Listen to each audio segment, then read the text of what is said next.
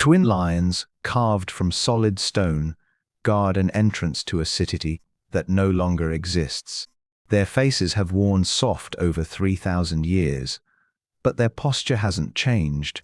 They are still on watch, still guarding a capital that emptied out and never came back. Walk through those gates today, and you'll find silence. Grass growing between foundation stones. Wind moving through rooms that once held the record-keeping of an empire that rivaled Egypt.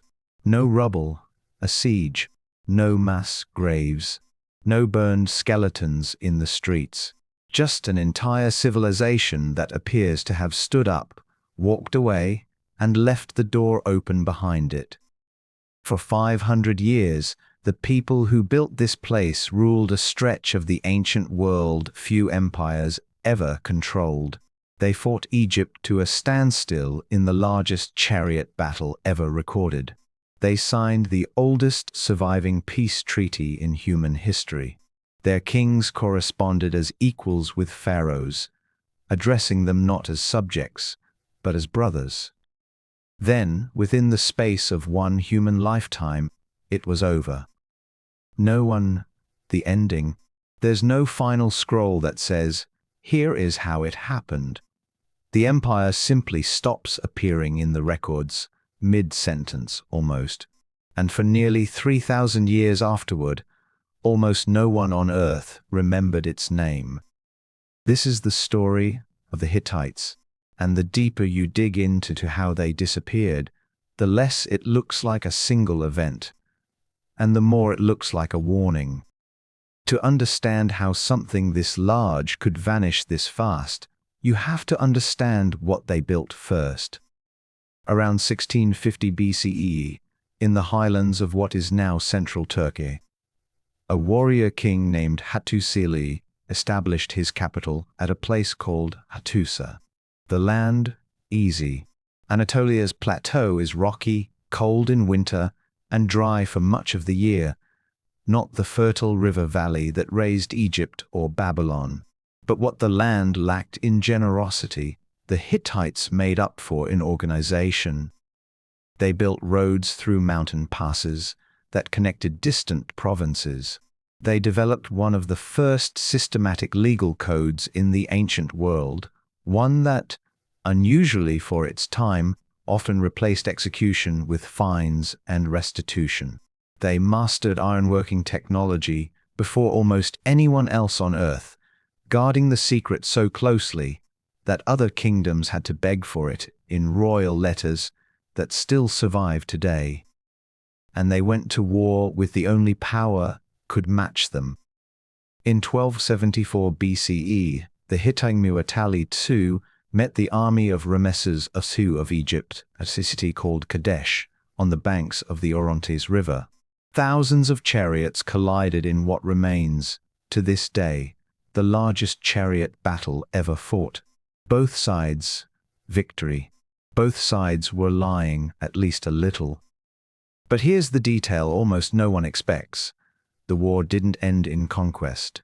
It ended in a wedding, a treaty, and a truce.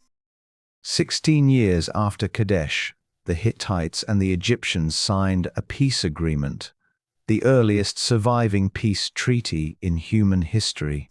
A copy of it hangs today at the United Nations headquarters in New York, a 3,000-year-old reminder that even the ancient world's fiercest rivals eventually chose diplomacy over annihilation. For a moment it looked like the Hittites had built something that would last forever. They hadn't, because roughly a century after that treaty was signed, something started going wrong across the entire Eastern Mediterranean, not just in one kingdom, but in nearly all of them at once. Letters from this period, dug out of palace archives from Ugarit to Egypt, read less like royal correspondence and more like emergency transmissions.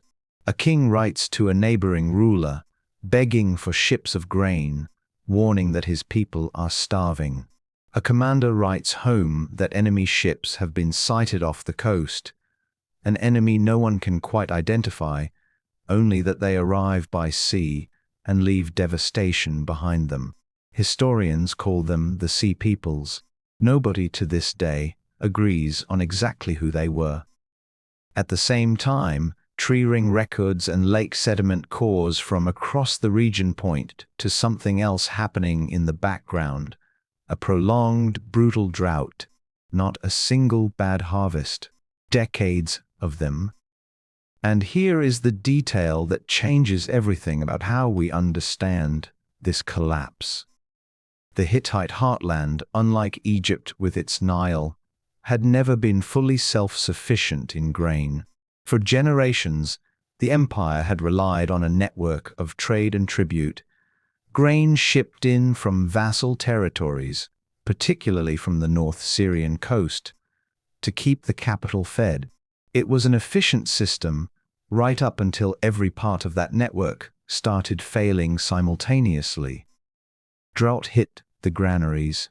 The Sea Peoples, or whoever they were, disrupted the sea lanes. Vassal states, weakened by their own famines, stopped sending tribute they no longer had to give.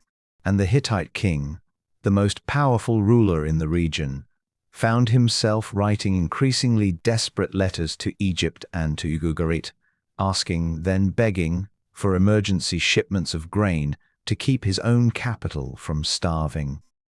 Imagine, for a moment, the empire that once fought Egypt to a draw, now writing to Egypt for food.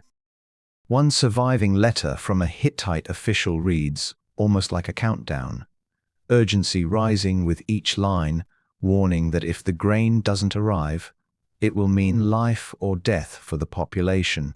We don't know if it ever arrived in time.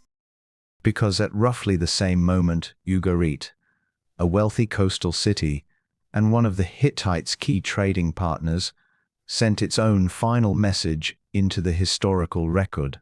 A letter never sent, found still baked into a kiln because the scribe writing it never got the chance to fire and mail it. It describes enemy ships attacking the coast while the city's own army and navy were away, deployed elsewhere. The letter stops. Ugarit was destroyed and never resettled. If the Hittites' lifeline ran through cities like this one, then watching them fall wasn't a distant tragedy. It was watching your own supply chain get cut, one link at a time. And then the Hittite capital itself goes quiet. Archaeologists digging at Hattusa found something unexpected when they reached the final occupation layer of the city. And it wasn't what they expected from a violent conquest. There's evidence of fire, yes, but it appears to have come after the city was already largely emptied, not during a siege. The royal archives, thousands of clay tablets recording centuries of law, treaty, and prayer, were left behind. Valuable objects that looters would normally take were left behind too. It doesn't look like a city that fell to an enemy army. It looks like a city that its own people chose to leave. Some archaeologists, as the grain stopped arriving and the state's authority crumbled, the population of Hattusa simply dispersed, moving towards smaller, more defensible, or more sustainable settlements elsewhere in Anatolia and northern Syria, taking what they could carry and abandoning what they couldn't. The empire didn't fall in a single battle. It unraveled, household by household, decision by decision, until there was no capital left to abandon.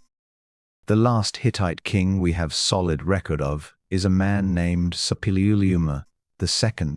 He inherited an empire under strain and spent his reign trying to hold it together, fighting off naval incursions, chasing rebellious vassals, trying to secure grain. And then, somewhere around 1190 to 1180 BCE, the records simply go silent. No death is recorded. No successor is named in any Hittite text we've found.